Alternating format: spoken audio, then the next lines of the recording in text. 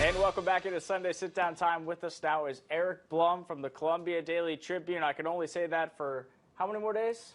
3. 3 more days. Yeah.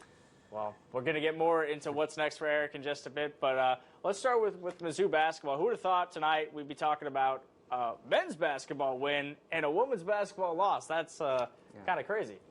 Yeah, I think more so on the men's side, it's a little bit more unexpected with how Alabama's offense had looked and how Missouri's defense and offense had looked. This kind of looked like Missouri was a little bit of a sitting duck, but they came out with their best offensive performance of the season minus Anton Brookshire and Amari Davis, which makes the win look even more spectacular. Maybe just Konzo Martin is Nate Oates' kryptonite in Columbia. Who knows? That's been 3 really similar games that have happened in Nate Oates' tenure in Columbia, and 3 Missouri wins.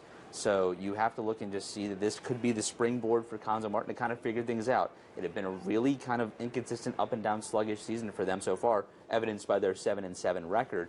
This could be the springboard where, in a really, really deep SEC, to maybe pick up some wins. I don't think a whole heck of a lot more is expected based off of Saturday than it was coming in, but they have some momentum that they didn't have before. This brought legitimacy to what Konzo is doing this season. Okay, you can beat an Alabama. You could beat pretty much anybody else in the SEC if you play at your best. And so now it's just a matter of them keeping that up. With the men's basketball team, how did the Tigers pull this upset off over the 15th ranked team in the country, which to me, and I think a lot of people beforehand, you just kind of chalked it up as a loss? So go back to the Liberty game when they played in the middle of December, and they scored 14 points in the first half, and it probably should have been even less.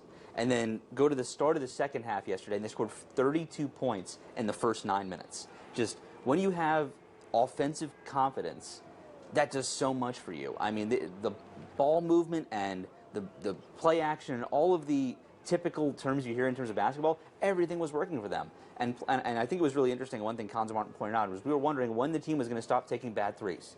That had happened really for the past 2.5 years on the team. I mean, minus what Mark Smith was able to do kind of last year for a lot of the time. It really just, there was a stigma of the team of if they could stop taking some bad shots, they could win a few more games every year. And that happened. We heard Konzo kind of admit for the first time that he's putting 3-point restrictions on people, and I think Alabama and Missouri shot about the same percentage, and Alabama's a really good 3-point shooting team. So I think that it was consistent offensively, it was smart offensively, and you have to give Konzo Martin and his staff credit. This was a great scout. They clearly had, this is what we need to do to beat Alabama, all their ducks in a row, and they executed it. So I think for a couple days, Konzo Martin is breathing a little easier in Columbia. Well, head coach Robin Pingeton is a tough loss for her today against an Arkansas team that got its first SEC win, where Mizzou gets its first SEC loss. But did the Tigers do enough?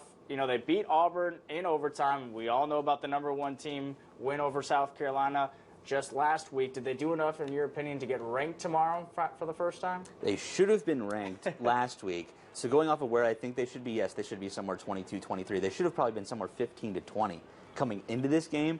I don't think a loss to Arkansas changes a lot because Arkansas had been kind of, in that kind of mold. So you add a win against Auburn and a loss to Arkansas, and honestly, I don't think it will happen, but they still deserve it, is probably the best way to put it, considering I think those are 2 pretty even games, and it's 1-1.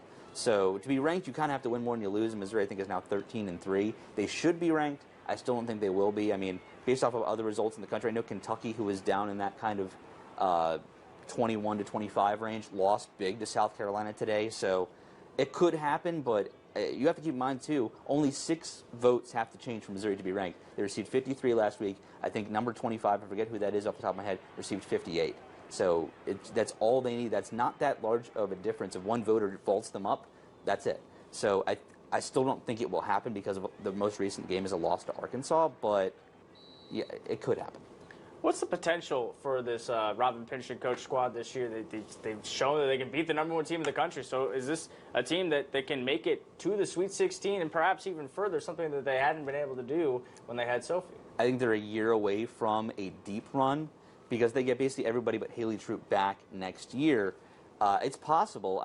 I definitely think an NCAA tournament win is possible. You just have to keep in mind how strong that top of the line group is in college basketball. And in the first 2 rounds of the NCAA women's tournament, it's not neutral site. They play at those campus sites. So you have to be an NC State in Raleigh, got to be in Maryland in College Park. It's just a hard thing to get over. So, and I think that it could happen, but the chances are way better it happens next year. Well, Eric, next year you're going to be living in New York City. I guess next week you're going to be living in New York City. Can you tell us a little bit about your next gig? Yeah, it's been a phenomenal 3 years on the Mizzou beat, but I'm moving on to cover a whole bunch of sports for Deadspin. If you haven't heard of them, under the same umbrella, actually is The Onion, of all places, same company, but based out of New York City. This is true, though, right? Yeah, what we're doing is true, but The Onion, I think, is the most notable. It's that or Deadspin.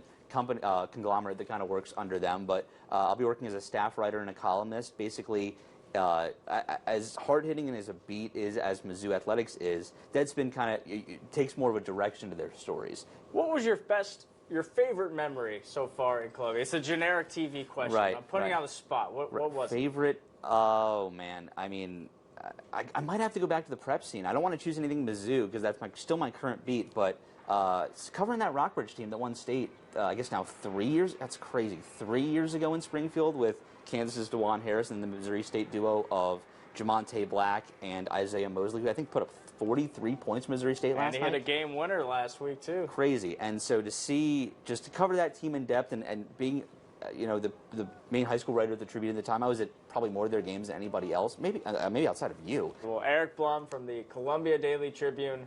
Last time I'll be saying that on Sunday Sit Down, but we look forward to seeing your work in the future. Maybe you can have me over Zoom or something. Maybe I come back just for this one day. Hey, maybe. We're kind of a big deal out here. You are? Absolutely. All right. Eric Blum, thank you so much. Of course. We'll be right back after this.